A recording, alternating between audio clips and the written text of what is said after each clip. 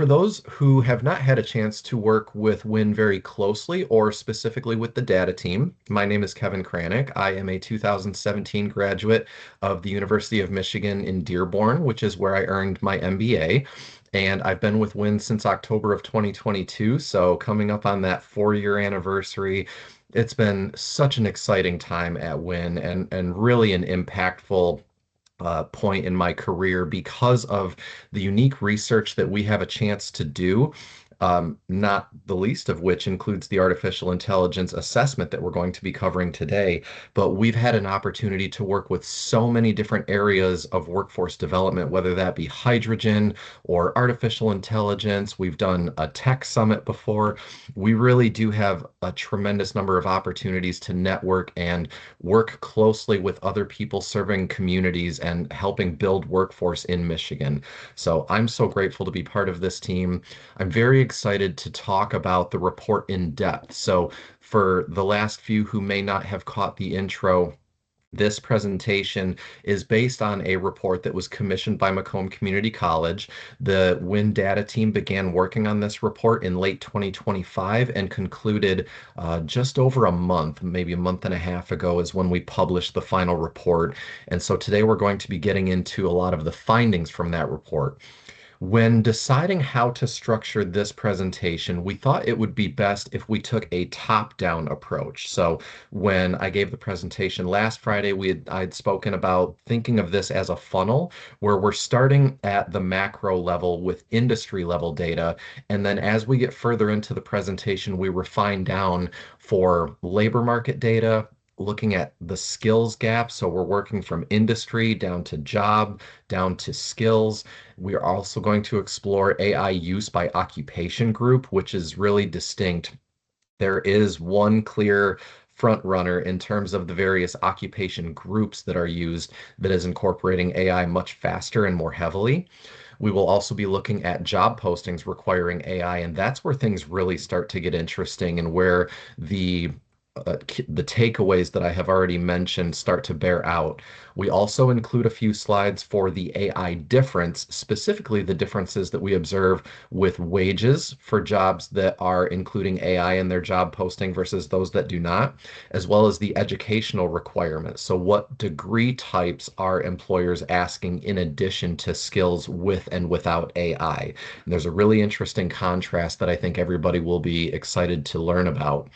Lastly, we will get into the expert interviews and some of the findings that we had from speaking with those professionals, and I will leave you all with a few key takeaways that we included in the report. So getting started with the report, the purpose of the study was to understand how AI is reshaping the job market and how quickly employers are adopting the technology, how it's reshaping the way that we fundamentally approach work, and what it means for the future of work in the various occupations where we have measurable data that we can make assumptions about that projection. Looking at some of the core skills, so these are going to be recurrent themes throughout the report and throughout the presentation today, are automation, machine learning, data analytics, and AI-enabled decision support systems. What we observed, as well as what was communicated to us through the expert interviews, is that AI skills are indeed becoming a normalized component of the job market. When we get into one of the later slides, you're going to see the upward trajectory, and it's currently moving in a linear fashion, but we expect this may turn into more of an exponential looking graph as AI continues to evolve, because as we discussed early in the meeting before the recording started, we are already seeing monumental shifts in AI and AI capabilities, even just from the last 16 to 24 months. There's been enormous changes in terms of the tools that are available, the companies that are getting involved. And, it seems like every other day we're hearing something new about a data center. So AI is certainly here to stay, and that sentiment was echoed by the panel of experts that were in attendance on Friday. So we want to provide as much information as we can, but we also want to be cautious to provide meaningful context behind these findings. So again, the study was intended to inform curriculum development and be able to match the employer needs that we are seeing in the real-time job postings data. More specifically to the report itself, it examined workforce data and demand within the Macomb Community College service region, which includes the counties of Macomb, Oakland, and Wayne. However, we also benchmarked these data points against the state of Michigan as well as at the national level. So we took very good care to assess whether these were isolated trends that we were observing in Southeast Michigan or whether this was something that was occurring nationwide. I think it's very important to always have context within workforce or even data in general. For those that might have a data intensive job, it's very important to have context so that you have a relative sense of the data that you're observing. So we'll be getting into the region itself, looking at how employers are integrating some of these new tools and the technology, and then we're going to look at some of the workforce and educational implications. So I mentioned that we're going to start at the sort of macro level. We wanted to assess what is happening at the industry level so that we would know where to change our focus if needed throughout the course of the study. So we started with industry level data using NAICS Industries, and that's the North American Industry Classification System. And in addition, we used the SOC coded occupations, and that allowed us to have a very firm and well recognized framework to assess artificial intelligence and the impact it's having.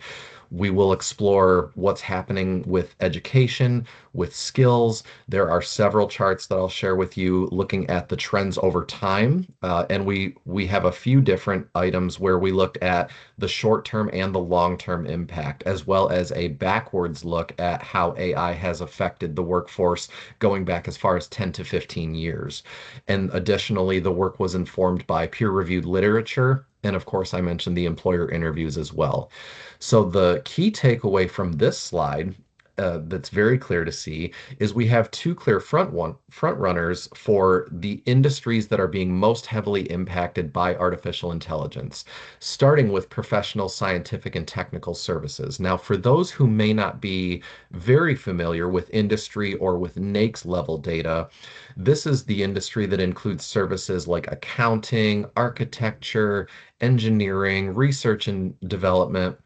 And then when we look at manufacturing, I think this one is a little more intuitive, especially for all of us Michigan folks. But for those who want a quick refresher, and it may be helpful to think about what we believe to know about these industries, and then using that critical thinking, which is another core theme we will revisit in this presentation, to understand how AI might be affecting these careers and these occupations. So manufacturing specifically at the industry level, the conversion of mechanical, physical, chemical materials into new substances, new components, and new products that can be used, whether that is in an assembly plant or whether it's in a chemical treatment plant. There are many different ways that AI is being deployed throughout manufacturing and throughout the professional, scientific, and technical services. Now, I must admit, when we did this very first piece of the research, I was a little bit surprised seeing that administrative and support functions were all the way down in third place. In fact, a distant third place behind the first two industries.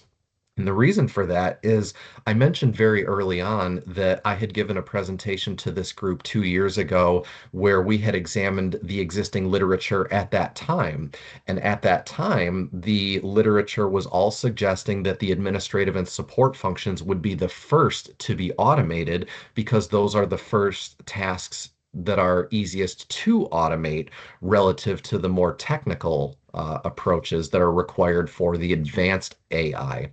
So there were some surprising findings throughout the research and throughout the development of the report, but I think having that illumination and being able to understand how AI has changed and how the assumptions have changed just in the past 2 years is very critical to understanding the future trajectory of artificial intelligence. So now we're moving a little bit further into the funnel here. I wanted to be able to share some of the key findings from the real-time labor market data in the form of job postings. So a very quick refresher for those who are familiar with WIN's labor market reports, we use employer job postings as a proxy for employer demand. That is one of the most accurate and meaningful and data-driven ways to support and quantify employer demand. Because if we know not just the occupations that they are hiring for, but the skills within those occupations, which are undoubtedly updated on an ongoing basis to reflect changes in the market, reflect the changes in technology, that's going to give us the best view without speaking to the employers directly. So it's a very strong and meaningful proxy. So getting into the job postings data, one of the easiest items to assess within job postings data at scale is the educational attainment piece, the educational requirement for these jobs. So we wanted to look at where AI is being adopted relative to educational attainment. And there's a few interesting points about the data here that we can see just at a glance from this chart. The first of which being that high school and GED or associate's degree earners, the job postings that are asking for skills with AI are far fewer in those job postings where the high school or associate's degree is the requirement, the educational requirement for that occupation. In contrast, we don't necessarily see this scale with education, although it is highly suggestive of that point. Interestingly, we find that the jobs which require artificial intelligence skills most closely correlate with jobs requiring a bachelor's degree for entry rather than a master's degree. Now, the chart still does illustrate that a master's degree is second most in demand, but I think what this is really telling us is employers recognize there must be some foundational knowledge. And when this presentation, well, not this presentation, but the previous AI presentation was given, there was a lot of discussion about domain knowledge. So that was another key takeaway from the AI presentation given previously is that the AI outputs and the tools that are currently available for use, like Claude or ChatGPT, require the users to bring a certain level of understanding or expertise in that field. And that's very intuitive when we consider the nature of generative AI insofar as being able to develop prompts, being able to articulate issues in the field of concern that you are using the tool for. Suffice to say, if we don't know the right questions to ask, we won't be able to maximize the AI output. It's one of those things that applies where we hear garbage in, garbage out, and the opposite is true as well. If you have somebody who is a subject matter expert in a given field, they will be able to leverage generative AI much more effectively than, let's say, a high school student who, while they may be highly intelligent and have a wide breadth of knowledge, they may not be experts in a given field, and so they simply don't know the right questions to ask. So there are some key considerations when we're thinking about what are employers looking for and what does it mean? Why are they looking for this?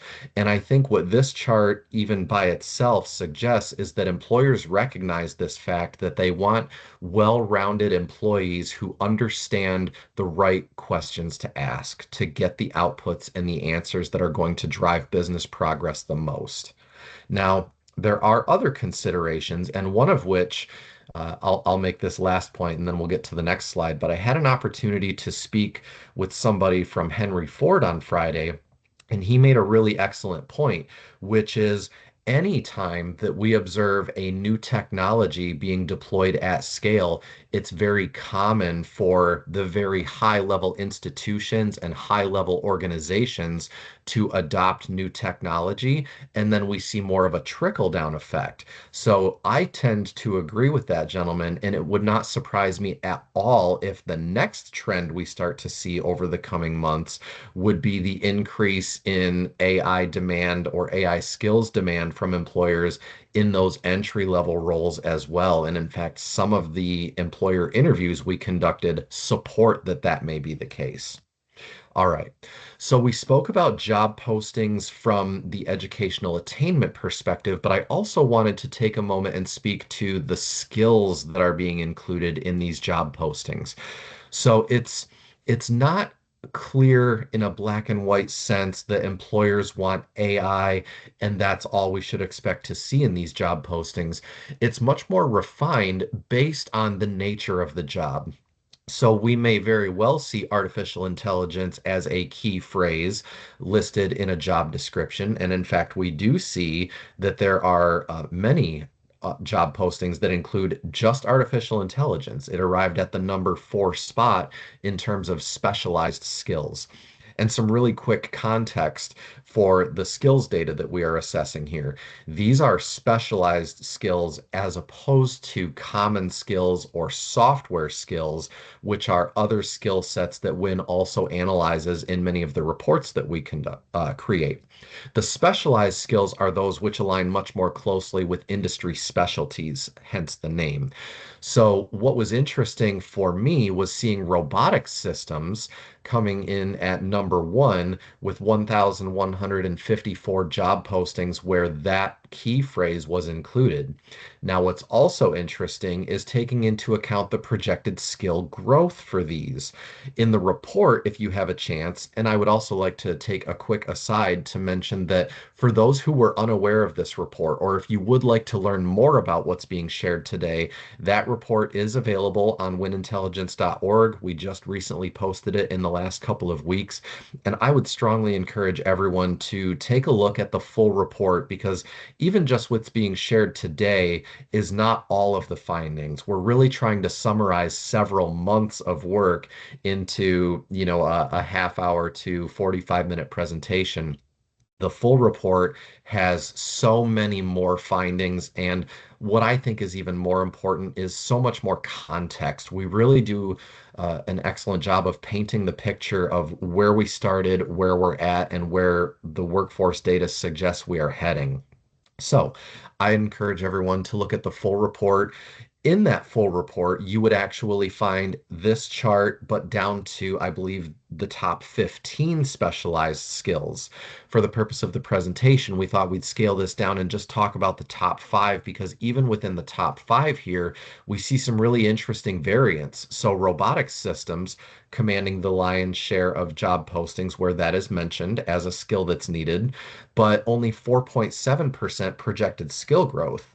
In contrast, automation, which is what several of us at the Workforce Intelligence Network have been using the tool for to try and automate certain tasks or even optimize certain tasks, we see almost just as many postings, but we see far greater growth.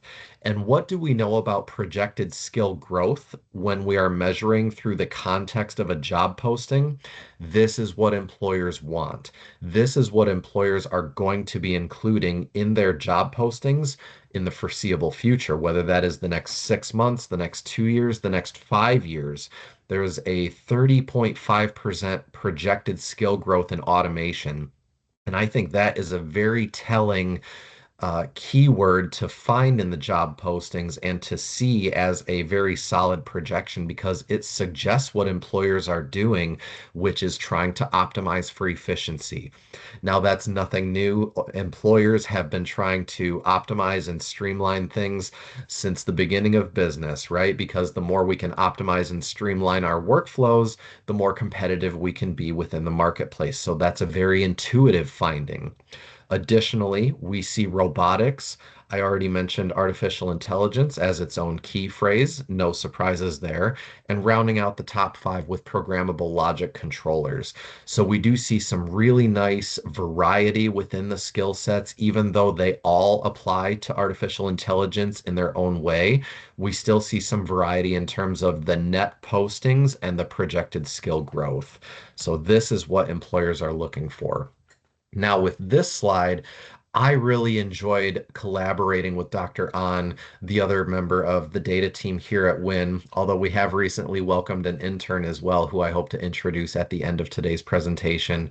But when Dr. An and I were working on this together, we thought, what is the most meaningful way that we can show what is happening in the aggregate labor market, as well as paint the picture of how AI is influencing that market?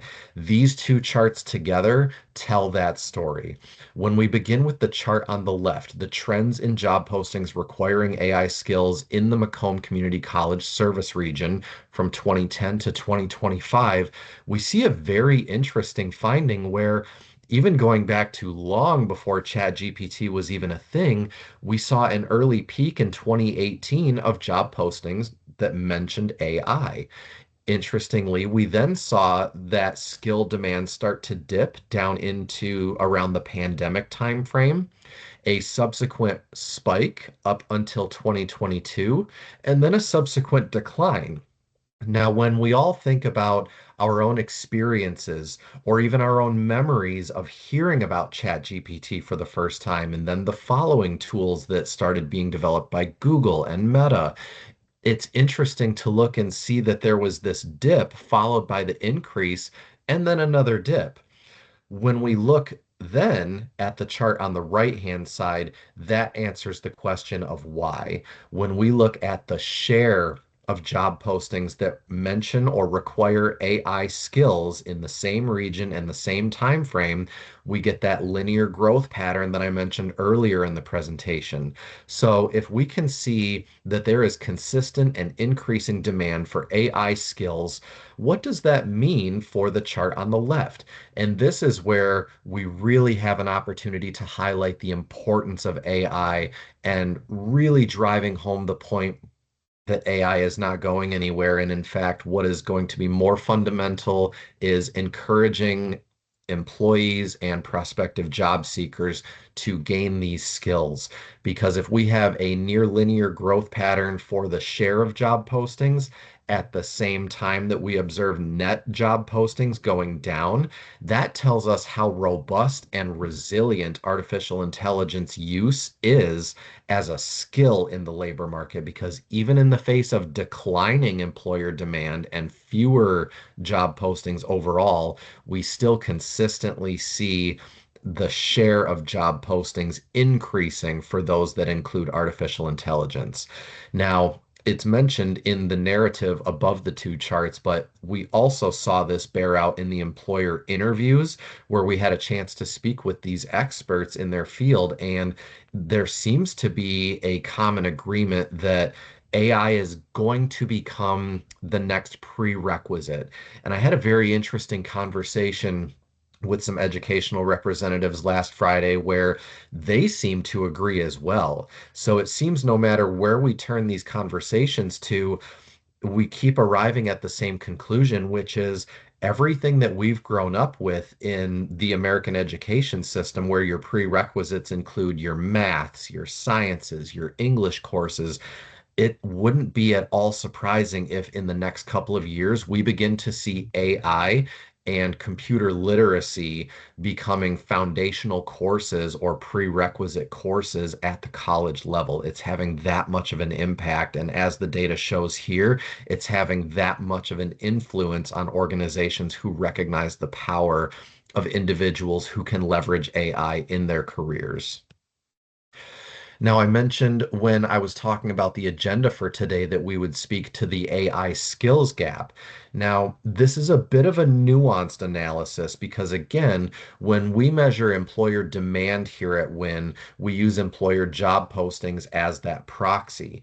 So when we extrapolate from a proxy, we're starting to muddy the waters a little bit. However, this does still remain one of the best ways to assess the skills gap is to look at what is being provided on the employer side or the demand side of the market and what is being observed in the opposite in the supply side or the worker or prospective employee side.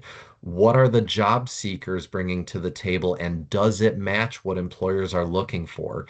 So when we assess a skills gap, the way that we do so at WIN is we look at the number of total postings or the percentage of total postings where a keyword is offered, and we measure that against the number of job seeker profiles where the same keywords or key phrases are included on their resume, for example.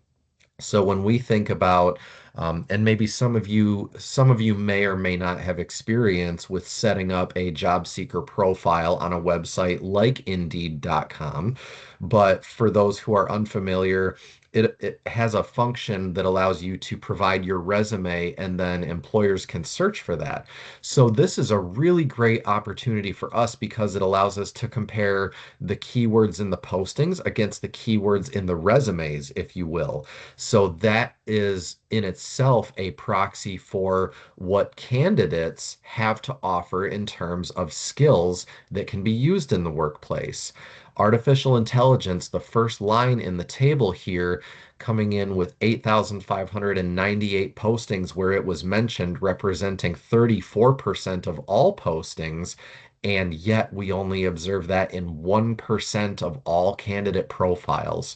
So we are already observing a large and increasing skill gap for artificial intelligence related skills in the state of Michigan, including the three-county region of focus. Now, when we look at some of these other skills, computer science, machine learning, those were mentioned very early on in the presentation. And so we know these are recurring themes because we're seeing it all over the place. If you have a chance to review the full report, you will see these items come up time and time again because employers recognize that these are the critical skills for the most influential and impactful artificial intelligence jobs that are out there right now.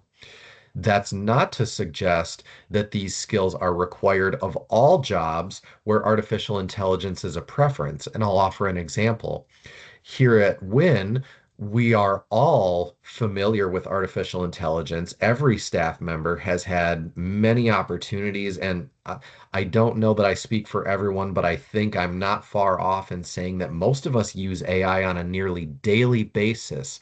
But none of us have a background in machine learning. So that's to say, or suggest that machine learning in and of itself is a very important skill, but it's a nuanced skill for a special type of occupation. That would be more in the coding side of things than it would for the generative artificial intelligence user.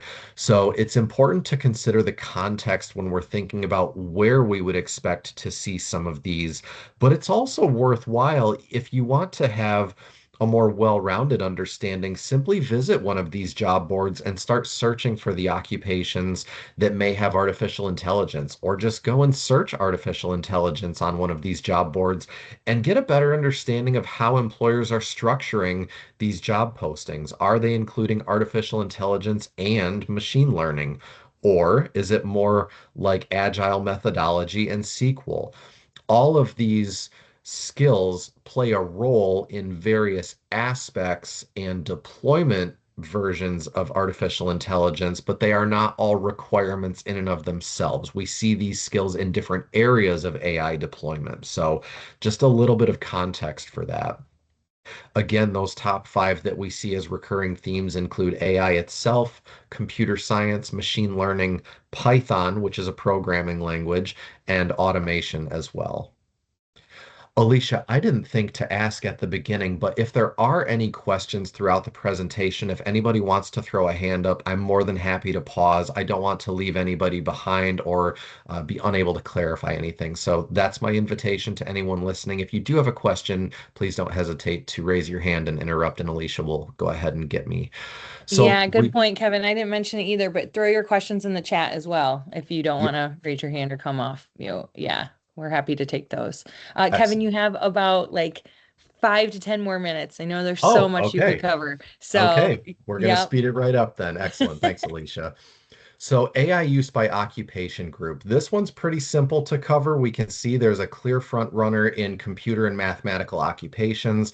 I think that's pretty intuitive when we consider that AI requires a computer to be used in the first place. So not really much of a surprise there. I do want to give a little more context, though, because this will be important moving into the last handfuls of slides. When we look at the AI use by occupation group and computer and mathematical occupations specifically, this is where a lot of those high AI use careers come into play, and software developers is one where It allows us to see a more full picture of the labor market because for those who may not be familiar with the labor market reports we develop, software developers have uniformly been one of the top posted occupations almost every year and in almost every area. So, because of that being a high volume occupation in general, and there are many job postings for that because of the demand, it does have a disproportionate impact on computer and mathematical occupations overall. Additionally, this is also the slide where we revisit that alignment between education and AI use. So we see that very high level for bachelor's degree, additionally high level for master's degree.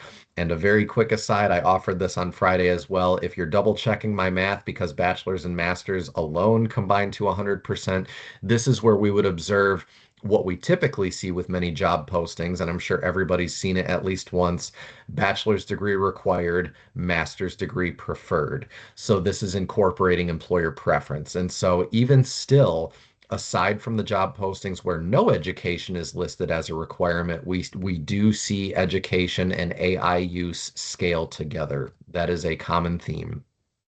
So we also wanted to show some historical context as far as AI adoption within each occupation group, as well as add to the conversation about specialized skills. So I'm going to try and save a little bit of time here talking about the specialized skills, but I would invite everybody as I move through each of these slides, and I believe there's 3 or 4, to look at the differences between the occupation groups. I spent a bit more time speaking to that on Friday, but for the sake of time today, I'm just going to invite everyone to look at not just what the different occupation groups have in common for specialized skills, but where are they distinct as well? Because that's going to suggest how employers are navigating the AI adoption process distinctly from their own perspective. So, quick overview: computer and mathematical, we actually see a bit more stabilization through the last few quarters of 2024 and into 2025.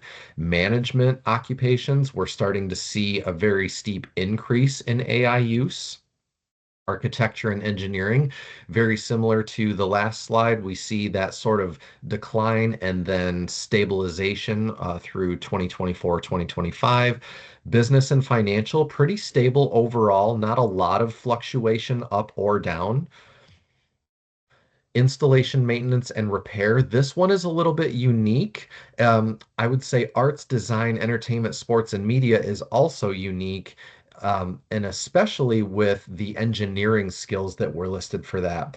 In fact, as I was compiling the presentation, that gave me pause to double check my data and ensure that I had the correct information being presented.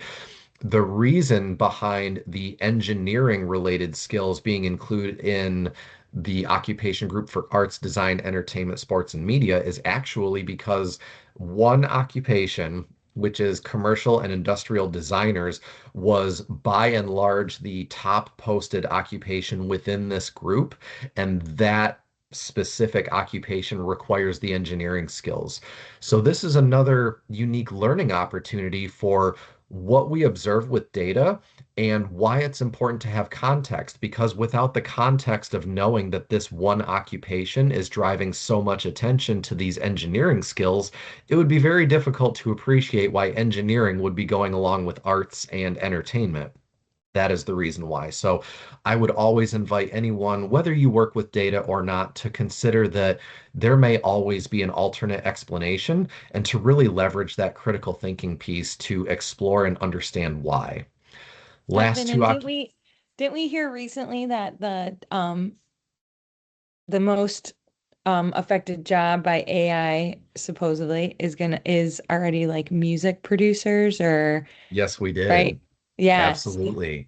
Yep. Like, mhm. And Alicia, you raise a great point as well with music producers because Alicia's absolutely right. We were having a great conversation. I forget who the individual was, but I think even if we just look at the headlines, we're hearing about all of these artists that are being supplanted by AI artists and people that are doing all of this from home on their laptop.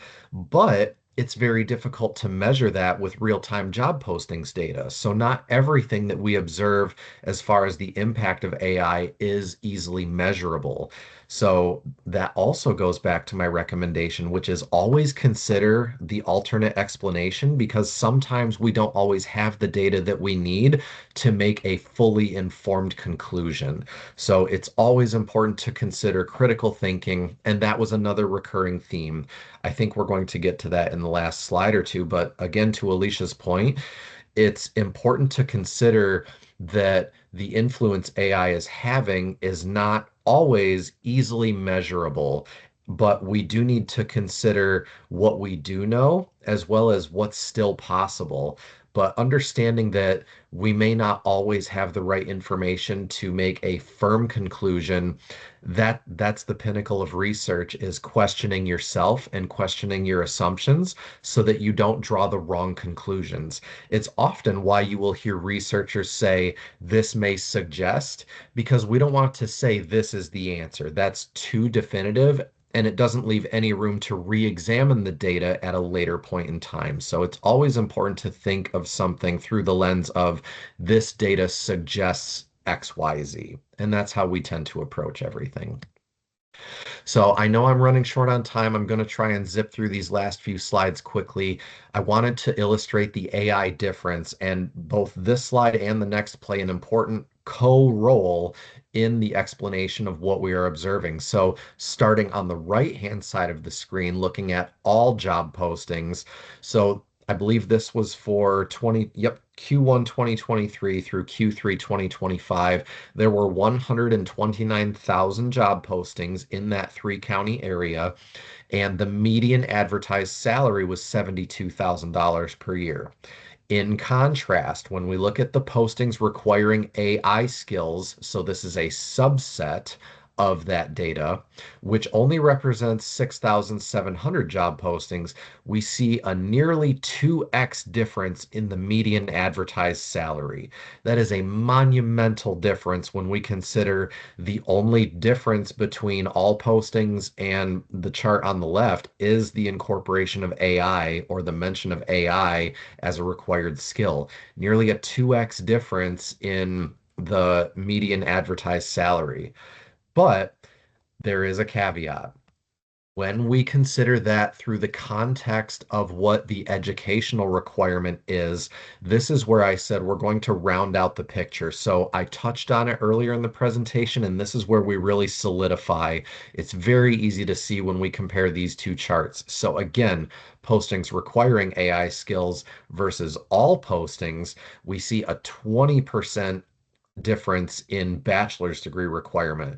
We see a 16% difference in master's degree as a requirement and an over 100% increase in the demand for a PhD or professional degree.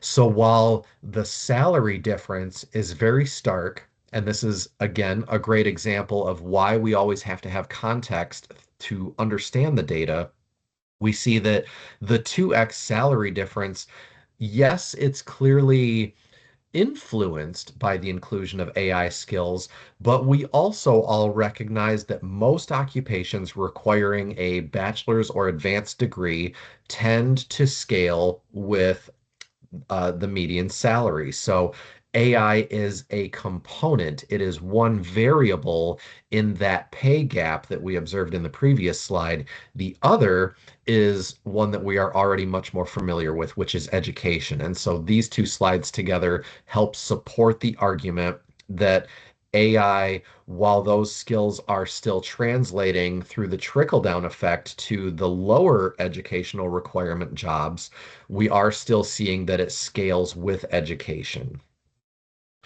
Now, I need to quickly zip through the core themes from our expert interviews. AI adoption is accelerating across industry. We saw that change from 0.5% of job postings all the way up to 1.7% in 2024. AI is primarily augmenting, not replacing jobs. I mentioned that at the very start. That is a key theme. We see it in the data and we hear it from the experts. The entry-level skill expectations are rising. Another early point that I had made, that we are seeing not only more and more jobs, including entry-level jobs, including them, but the discussion about this being a prerequisite course in the near future is also an increasing conversation, increasingly common conversation that's being had. So the entry-level skill expectations with artificial intelligence are increasing. Critical thinking. I prompted everybody throughout the presentation that this would be a core theme, and it is, because as good as AI is at doing the many things we ask it to do, it cannot reason critical thinking any more so than the person who designed it, the person who created the data structure and the AI interface. The critical thinking still goes to the user. You must be able to ask the right questions and discern good information from bad information when utilizing AI outputs.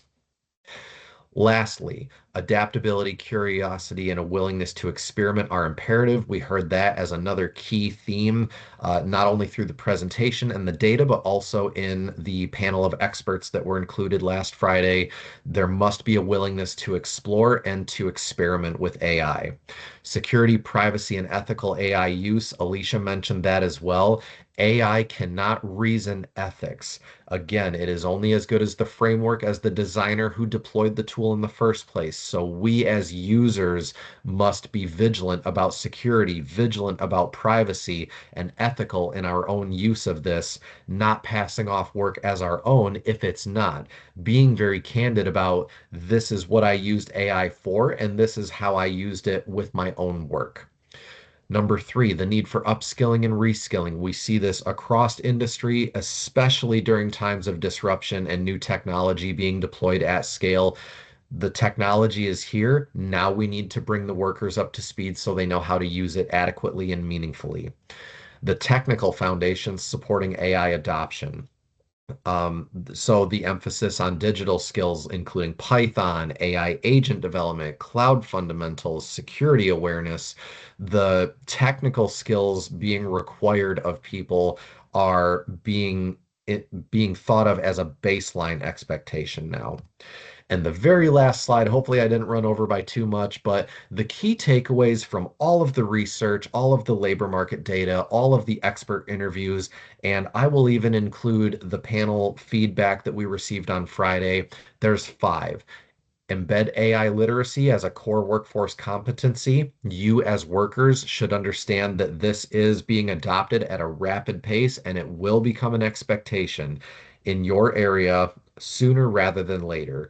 It is going to continue to perpetuate different markets and different industries in various and exciting new ways over the next few years. Prioritize critical thinking, ethical reasoning, and fact-checking skills. I just spoke to that. Very imperative. AI cannot critical think for us or imply ethical reasoning in its model. Develop training pathways for upskilling and reskilling. I spoke to that. Strengthen the technical foundations and cross-functional digital skills. And lastly, if you are an employer or if you are a manager or a supervisor, encourage that culture of curiosity and risk-taking. Don't do anything that's going to get your employer in trouble, but don't be afraid to experiment with AI. We even talk openly about experimenting with AI in our personal lives here at WIN. And a lot of times just having those discussions, those candid conversations about, oh, I used AI to organize my closet this weekend or plan a garden, that is still you pursuing a skill and getting better at something. Even if you're not applying it in a workplace context, it is still a skill that you are developing as you get better with prompting, understanding inputs and outputs, and being able to leverage the information provided. So that's all. That's everything. Alicia, I hope I did okay on time, and I'll take any You did great. questions. Now we have, yep, a little bit of time for questions, and huge shout out and thank you to Kevin. Let's give it up for him. Every time I ask him to present here, I know our time is so valued and I know it's so limited. So thank you so much. And big shout out to Dai Young too with the data team. who just made this report possible. So thank you, Kevin, and thank you to everyone who could join us today.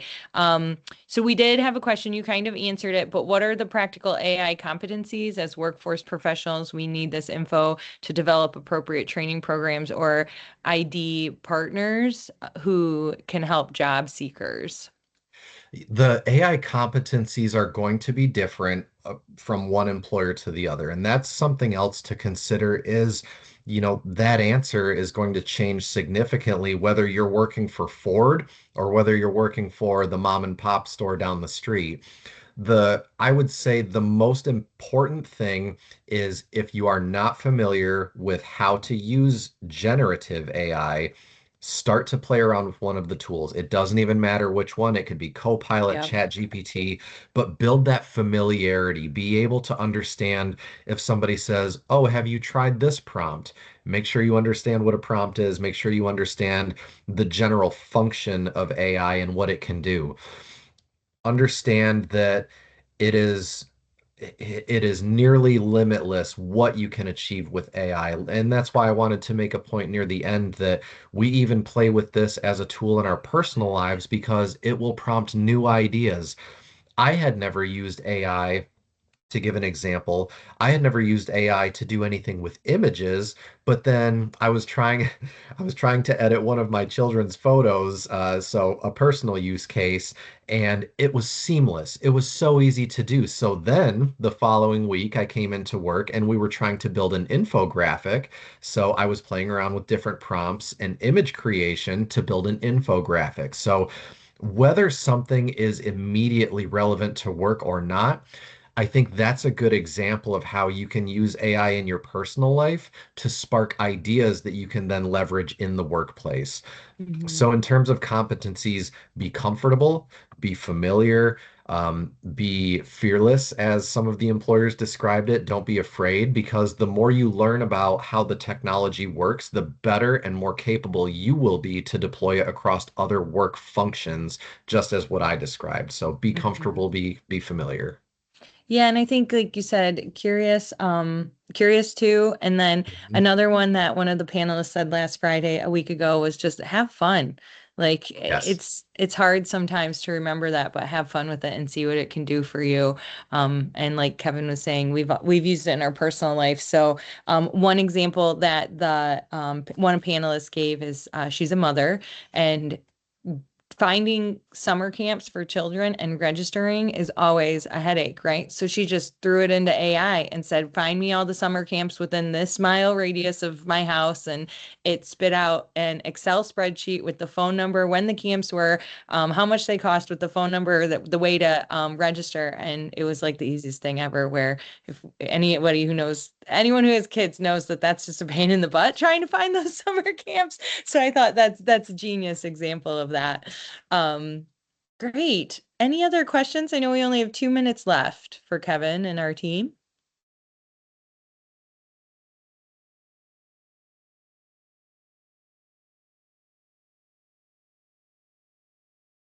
All right, hearing none. Oh, there's one maybe in the chat. Hold on. Oh, thank you. Yeah, thanks for joining us, everyone. And yeah, we'll give you a few minutes back. Again, really appreciate Kevin and his time and the team for this amazing report. And happy to get hard copies to anyone who wants them as well. And yeah, thanks so much. Enjoy the rest of your Friday. Hopefully it warms up a little bit for us. And if you have any burning questions that, spark this in the near future, please reach out to us. We'd love to chat more about this. So thank you, everyone. Have a great weekend. Thanks, everyone. Thanks, Alicia. Bye. Thank Thanks, you. guys. Good Have a great stuff. weekend. You Thank too. you. Cool. This reminded me too. I have another meeting right at the top of the hour, but this reminded me we need to get Tanya, our intern, access to AI. So I was wondering if Semca IT covered that. I meant to ask her about it. DeYoung, I don't suppose you heard whether or not they did so when they met at the. Copilot, I think I mentioned that one. Yeah. I think Okay. I sign her up through Copilot, so I can definitely do that. Yeah, Oh, Okay. that's on yeah. I me. asked the IT department, but not you. Sorry, Alicia. That's okay. Yeah, I'll add that to my list. Just Don't let me forget. But I will. I'm glad you said something when you did because I looked down at my slides and I was like, "Oh my gosh, I still have like a ways to go. I gotta start spinning these wheels." But I thought I was I completely spaced on Q&A, so I'm looking at my presentation clock and I'm thinking, Oh "Gosh, yeah. I have to make this last an hour." So I was trying I was trying to drag it out. So I'm sorry. I'm glad you said something. No, you're good. I just, like I said, every time I ask you to present here, I'm like, Fast and Furious, are you cool with that? So I Yep. know there's so much more we could do, but yes, there's a lot. Oh, I'm just a chatty Cathy. Everybody knows that. All right, cool. I'm gonna hop to this other meeting, but I will talk to you guys later. Thanks so much. Awesome. Thanks, Alicia. Bye. Bye. Bye.